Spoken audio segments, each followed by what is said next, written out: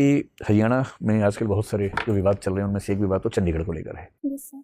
तो केंद्र सरकार का ये कहना है कि भाई जब सारी यूटीज़ में हमारे ऑफिसर्स हैं, जो एजी एमयूटी कैडर के ऑफिसर्स हैं वो हर जगह हैं, दिल्ली में हैं, मतलब गोवा में जो पहले की यूटी था वहाँ भी हैं, लक्षद्वीप में है, अंडमान निकोबार में है, अब जम्मू कश्मीर में भी हैं, लद्दाख में भी हैं। तो चंडीगढ़ को अलग से लाट साहब बनने का क्या मतलब है कि उस यूटी में ऑफिसर्स हरियाणा पंजाब कैडर के होंगे? क्यों होंगे? तो केंद्रीय गृह मंत्री कह रहे हैं कि अब से हम चंडीगढ़ में भी एजी एमयूटी कैडर के ऑफिसर नियुक्त करेंगे। पंजाब सरकार इस बात पर भड़की हुई है, हरियाणा सरकार भी उतना नहीं भड़क सकती क्योंकि सरकार उसी पार्टी की है, लेकिन वो भी नाराज बीच में दिखते हैं।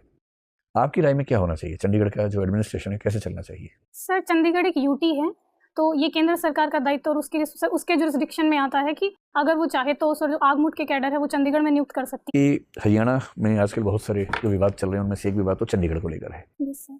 तो केंद्र सरकार का ये कहना है कि भाई जब सारी यूटीज़ में हमारे ऑफिसर्स हैं, जो एजी एमयूटी कैडर के ऑफिसर्स हैं वो हर जगह हैं, दिल्ली में है, मतलब गोवा में जो पहले की यूटी था वहाँ भी हैं, लक्षद्वीप में है, अंडमान निकोबार में है, अब जम्मू कश्मीर में भी हैं, लद्दाख में भी हैं। तो चंडीगढ़ को अलग से लाट साहब बनने का क्या मतलब है कि उस यूटी में ऑफिसर्स हरियाणा पंजाब कैडर के होंगे? क्यों होंगे?